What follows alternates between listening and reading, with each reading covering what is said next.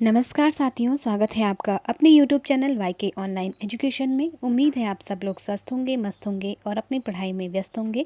दोस्तों, video VPDO का paper आपका होने जा रहा है और जो लोग भी इस परीक्षा की तैयारी कर रहे हैं उनके लिए ये प्रैक्टिस सेट मैंने ख़ास उनके पाठ्यक्रम पर आधारित बनाया है। तो आप लोग पूरा वीडियो ज़रूर देखना और जो आपका सिलेबस है उसको ही मैंने नोट डाउन करके और उसके जो एक एक टॉपिक हैं उनको लेकर के ही ये आपका प्रैक्टिस सेट तैयार किया गया है।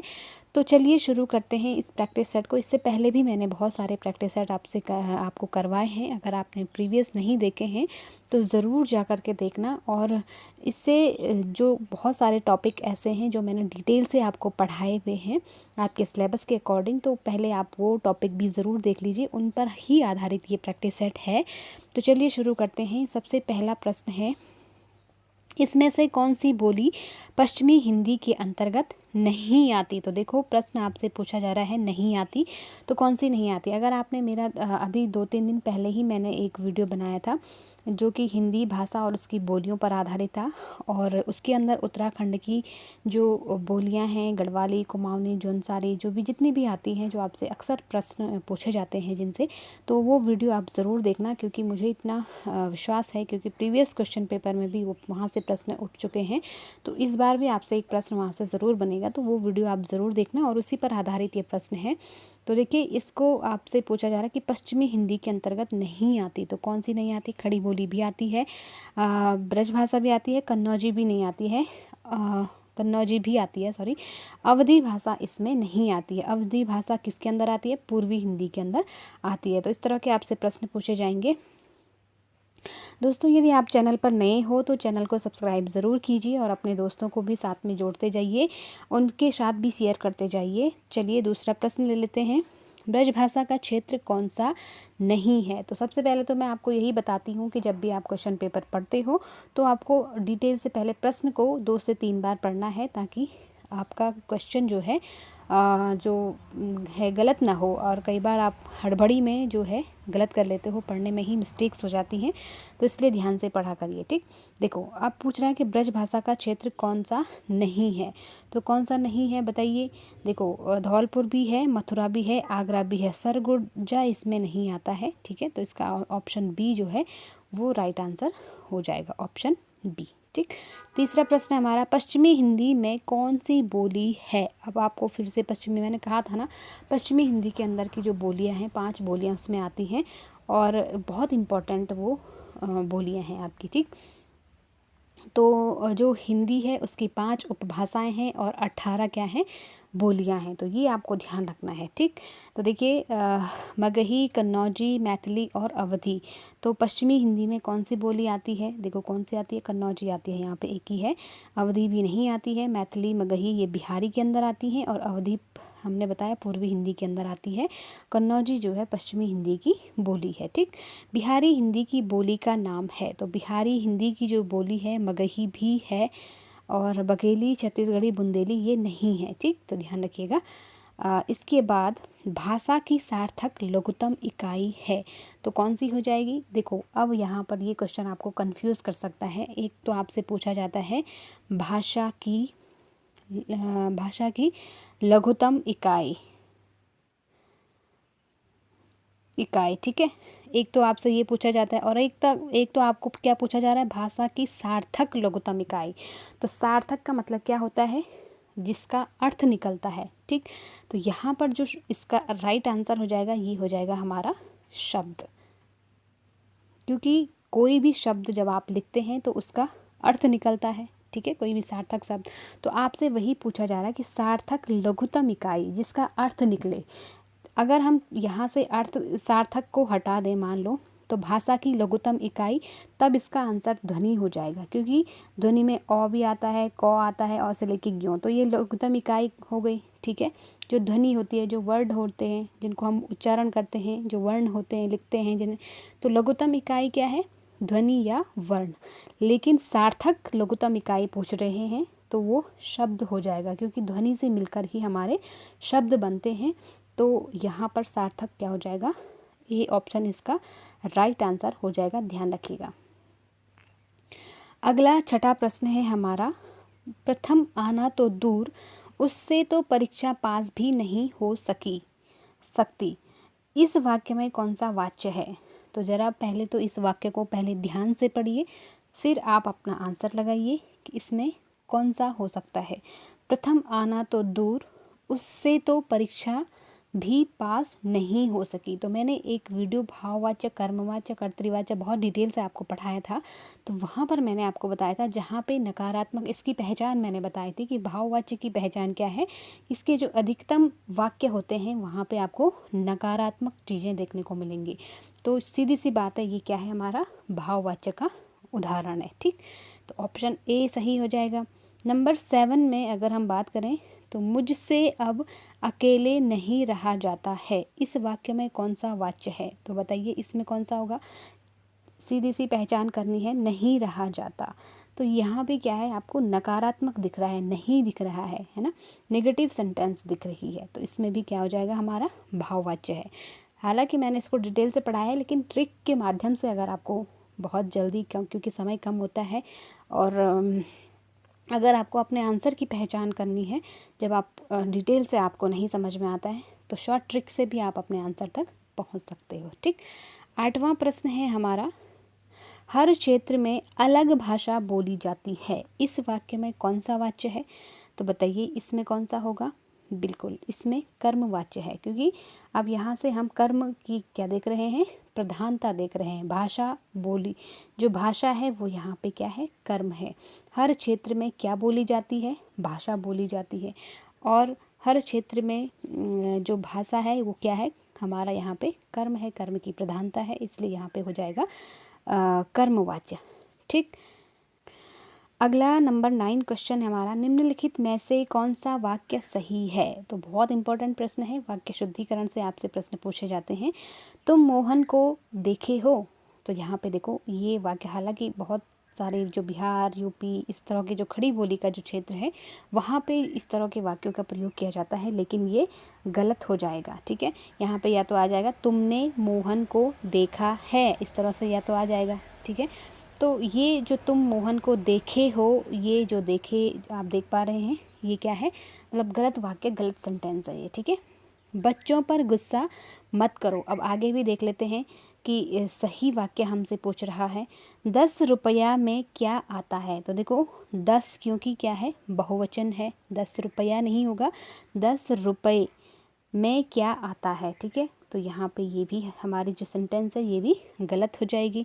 उसकी सौजन्यता से यह कार्य हुआ है। तो देखो सौजन्य, केवल सौजन्य होगा, ता प्रत्यय इसमें नहीं जुड़ेगा, क्योंकि मैंने कहा था आपको, पहले पढ़ा भी चुकी हूँ मैं प्रत्यय, जब मैंने आपको पढ़ाए थे कि य प्रत्यय के साथ त प्रत्यय या ता प्रत्यय नहीं जुड़ता है। ठीक है, तो जो सौजन्य है अपने आप में इसमें य प्रत्यय लगा हुआ है, तो यहाँ पे ता प्रत्यय लगना मुमकिन नहीं है, यानी कि ता प्रत्यय का प्रयोग गलत हुआ है। तो इसलिए यहाँ पे जो सेंटेंस सही हो सकती है वो ये है, उसकी सौजन्य से या उसके सौजन्य से यह कार्य हुआ है। ठीक है, तो ये आपका हो जाएगा, इसमें एक ही वाक्य सही है, बच्चों पर गुस्सा मत करो। ठीक, ऑप्शन बी। अगला प्रश्न है, निम्न में से शुद्ध वाक्य चुनिए। तमाम देश भर में ये बात फैल गई। तो देखो शुद्ध वाक्य, फिर से आपको एक शुद्ध वाक्य की पहचान करनी है, यानी कि 3 क्या हैं आपके अशुद्ध वाक्य हैं, एक ही वाक्य आपका यहाँ पर शुद्ध है। तो पहचान कर लेते हैं। तमाम देश भर में ये बात फैल गई। तो देखो तमाम और देश भर, जो तमाम है और जो भर शब्द है वो एक ही तरह के लिए प्रयोग किया जाता है। तो यहाँ पे मतलब अधिक कह सकते हैं हम कि अनावश्यक शब्द का यहाँ पे प्रयोग किया गया है। तो यहाँ पर हम सीधे यहाँ से शुरू कर सकते थे, देश भर में ये बात फैल गई। ठीक है, या तमाम देश में ये बात फैल गई, इस तरह से हो सकता था। तो भर और तमाम दोनों एक साथ प्रयोग नहीं किए जाएंगे, इसलिए ये वाक्य हमारा कट जाएगा। ठीक, मैं सप्रमाण सहित कहता हूँ। अब यहाँ पर देखिए, पहले भी हम ऐसा कर चुके हैं, ऐसे वाक्य शुद्ध। तो सहित और स जो शब्द है, जो स का मतलब है, जो उपसर्ग लगा हुआ है स, तो स का मतलब भी सहित होता है। ठीक, जैसे मैंने पिछले में बताया था आपको कि आपका धन्यवाद पत्र सहित मिला, तो स और सहित एक ही शब्द है ना। तो जो उपसर्ग का हम किसी भी शब्द के आगे प्रयोग करते हैं तो उसका मतलब ही सहित होता है। तो यहाँ पर जो सही होना चाहिए था वो ये होना चाहिए था कि मैं सप्रमाण कहता हूँ या मैं प्रमाण सहित कहता हूँ। तो सप्रमाण और सहित एक साथ नहीं आएगा, इसलिए ये भी हमारा कट जाएगा। ठीक। अश्वमेघ का घोड़ा निर्विघ्न घूमता रहा। अब थोड़ा सा ये ठीक लग रहा है, लेकिन देखते हैं इसमें अगला जो वाक्य है वो कौन सा है। तो यहाँ पर आप देख पा रहे होंगे जो पैतृक लिखा है वो वर्तनी संबंधित अशुद्धि है। इसमें दो जो पौ है हमारा, इसमें दो मात्राएं होंगी, पैतृक हो जाएगा पैतृक। ठीक है, तो इस तरह से इसको लिखा जाना था। यहाँ पर एक ही मात्रा का प्रयोग हुआ है, इसलिए ये वर्तनी संबंधी अशुद्धि इसमें हो जाएगी। अर्थात कहने का मतलब ये है कि हमारा जो शुद्ध वाक्य है इसमें एक ही है, अश्वमेघ का घोड़ा निर्विघ्न घूमता रहा। ठीक, बाकी सारे मैंने बता दिए कि किसमें कौन सी अशुद्धि है। तो चलिए आगे बढ़ते हैं। 11वां प्रश्न है हमारा, निम्नलिखित में से कौन सा वाक्य सही है। फिर से आपसे सही शब्द सही वाक्य पूछा जा रहा है। तो मेरा प्राण संकट में है, तो मैंने आपको बताया था कि जो प्राण है वो क्या है, बहुवचन शब्द है। कुछ शब्द भले होता प्राण एक ही रूप में है, एक ही होता है प्राण हर किसी में, लेकिन कुछ शब्द ऐसे होते हैं हिंदी में जिनको हम जो एक होते तो हैं लेकिन उनका प्रयोग हमेशा बहुवचन में किया जाता है। तो मेरा नहीं होगा यहाँ पे, मेरे प्राण संकट में है। इसमें यहाँ पे ये अशुद्धि है तो इसलिए ये तो हमारा कट जाएगा। वह अपने सौंदर्य के लिए प्रसिद्ध है। अब आगे देख लेते हैं। वह स्त्री अपराधी है, तो देखो स्त्री जब लिखा हुआ है तो अपराधी नहीं होगा, अपराधिनी हो जाएगा, अपराधिनी। ठीक है, तो यहाँ पर इस तरह की, तो ये भी हमारा कट जाएगा। वह स्त्री अपराधिनी है, ऐसा होना चाहिए था। आपके विवाह समारोह में सम्मिलित न हो पाने पर मैं बहुत शोकाकुल हूँ। तो देखिए यहाँ पर क्या मिस्टेक है, शोकाकुल हूँ। तो आप किसी के विवाह में जा रहे हो तो विवाह क्या है, एक पॉजिटिव है, एक अच्छी चीज़ है या एक सकारात्मक कार्य कह सकते हैं हम। ठीक है, तो यहाँ पर अगर हम किसी के शोक में या किसी की मृत्यु होने पे नहीं जा पाते तब हम कह सकते हैं कि उसकी मृत्यु हो गई, मैं नहीं आ पाया इसलिए मुझे बहुत शोक, मैं शोकाकुल हूँ, इस तरह से हम बोल सकते हैं। लेकिन विवाह समारोह हो रहा है और उसके लिए न पहुँचने पर शोकाकुल नहीं होता है यहाँ पे, ये इसलिए यहाँ पे गलत हो जाएगा। ठीक, न पहुँचने पर मुझे खेद है, इस तरह से हो सकता है ना। लेकिन शोकाकुल क्या है, अपने आप में शोक मनाना, मतलब किसी दुर्घटना या किसी बुरी स्थिति में शोक मनाना, आप समझ सकते होंगे है ना। वाक्य का अर्थ आपको अंदाज़ा लग रहा होगा कि शोकाकुल क्या है, एक नकारात्मक शब्द है, तो इसलिए इसका प्रयोग यहाँ पे गलत हो जाएगा। इसका मतलब वह अपने सौंदर्य के लिए प्रसिद्ध है, बी ऑप्शन इसका सही हो जाएगा। ठीक, एक ही वाक्य यहाँ पे सही है। अगला 12वां प्रश्न है हमारा, रमा ने लता को अपनी कलम दे दी है। इस वाक्य में को किस कारक का चिन्ह है। तो बताइए यहाँ पे कौन सा सही हो जाएगा। बिल्कुल कर्म की प्रधानता है, कलम दी। ठीक है, रमा ने लता को क्या दी, अपनी कलम दी, तो कर्म की प्रधानता है इसलिए यहाँ पे कर्म कारक, कलम क्या है, कर्म है ना। तो लता को, कर्ता ने, कर्म को, तो को कारक चिन्ह आप देख पा रहे हैं, तो सीधे से यहाँ पे कर्म कारक हो जाएगा। ठीक, अगला 13वां प्रश्न है, हे प्रभु मेरी इच्छा पूर्ण करो। कारक का भेद बताएं। तो कौन सा है, जब भी मैंने बताया था कि हे प्रभु, किसी को हम बुला रहे हैं, किसी को पुकार रहे हैं, विस्मरण कर रहे हैं, स्मरण कर रहे हैं, तो वहाँ पे कौन सा आ जाएगा, हमारा संबोधन कारक आ जाएगा, क्योंकि चिन्हों से ही आपको संबोधन के चिन्ह लगे हुए हैं, तो संबोधन कारक चिन्ह लगने के कारण ये क्या हो जाएगा, संबोधन कारक हो जाएगा। ठीक, आगे बढ़ते हैं। वृक्ष से पत्ते गिरते हैं, इसमें से किस कारक का चिन्ह है। तो देखो से हमने दो जगह पढ़ा था, कर्ता ने कर्म को करण से, एक तो करण कारक का चिन्ह है से, और एक किसका है, अपादान। अपादान में भी से कारक चिन्ह लगता है। तो ये क्या होता है, ये किसी कार्य को करने का साधन को बताता है। मैंने कलम से लिखा, तो यहाँ पे कलम से जो है इसमें कौन सा आ जाएगा, करण कारक आ जाएगा। लेकिन वृक्ष से पत्ते गिरते हैं, यहाँ पे पत्ते क्या हो रहे हैं, वृक्ष से अलग हो रहे हैं। तो जहाँ पर आपको अलग होने का भाव नज़र आए, सीधी सी बात है वहाँ पे अपादान कारक हो जाएगा। हाथ से कलम गिरी तो यहाँ पे अपादान कारक हो जाएगा। मैंने कलम से लिखा तो ये करण कारक हो जाएगा। अंतर समझ में आ रहा है? उम्मीद है कि आ रहा होगा।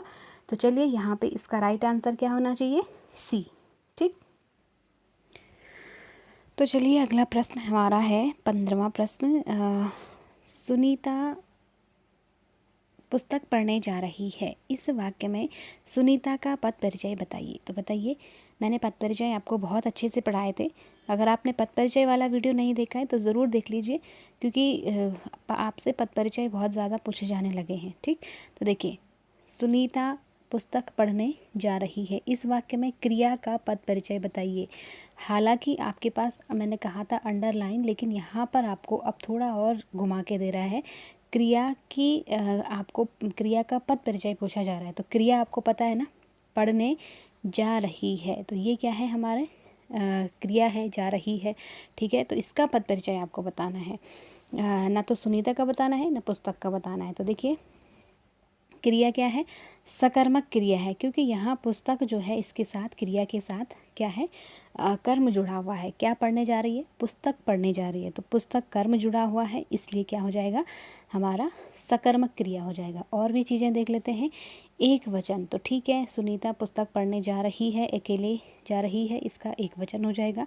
अब क्योंकि सुनीता स्त्रीलिंग है, रही है से हमें क्रिया से पता चल रहा है, तो इसलिए ये स्त्रीलिंग हो जाएगा। यानी कि और जो लास्ट है, पढ़ने जा रही है, वो अपूर्ण वर्तमान हो जाएगा, यानी कि पूरा काम नहीं किया है उसने। अगर ऐसा होता कि सुनीता पुस्तक पढ़ चुकी है तो तब तो आ जाएगा पूर्ण वर्तमान, लेकिन अपूर्ण इसलिए कह रहे हैं क्योंकि क्रिया पूरी नहीं हुई है, करने जा रही है, अब काम शुरू करने जा रही है ना।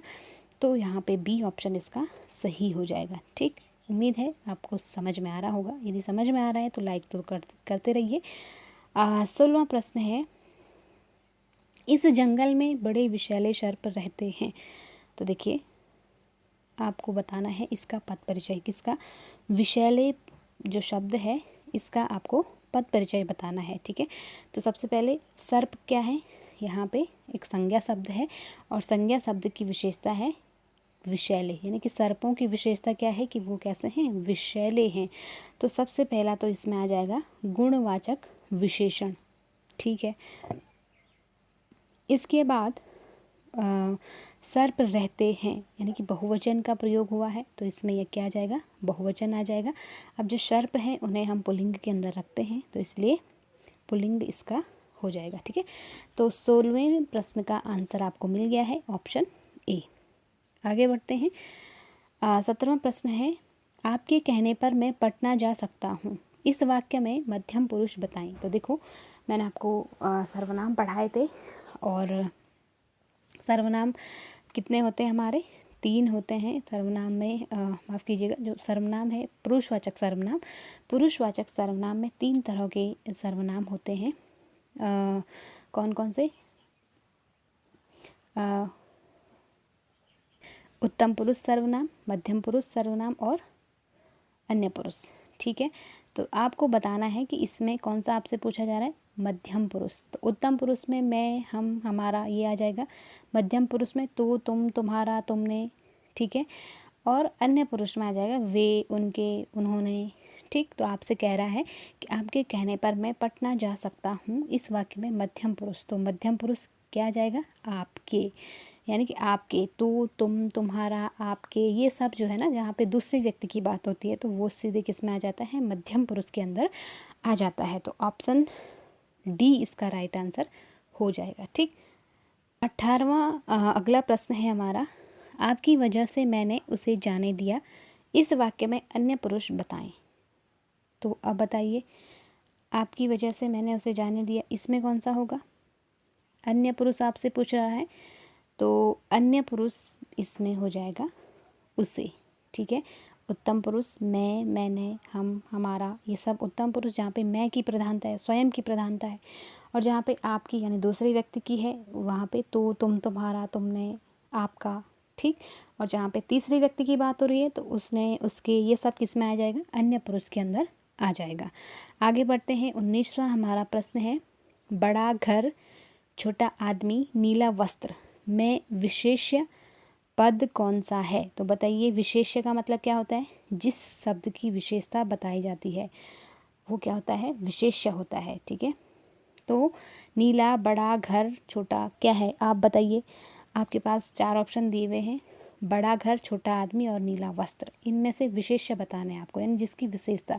तो घर की विशेषता क्या है? वो बड़ा है। आदमी की विशेषता क्या है? कि वो छोटा है। और वस्त्र की विशेषता क्या है? वो नीला है। तो घर, आदमी और नीला, ये तीनों ही हमारे विशेष्य हो जाएंगे।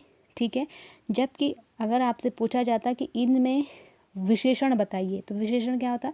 बड़ा, छोटा और नीला, ये विशेषण है जिसके द्वारा बताई जाती है विशेषता।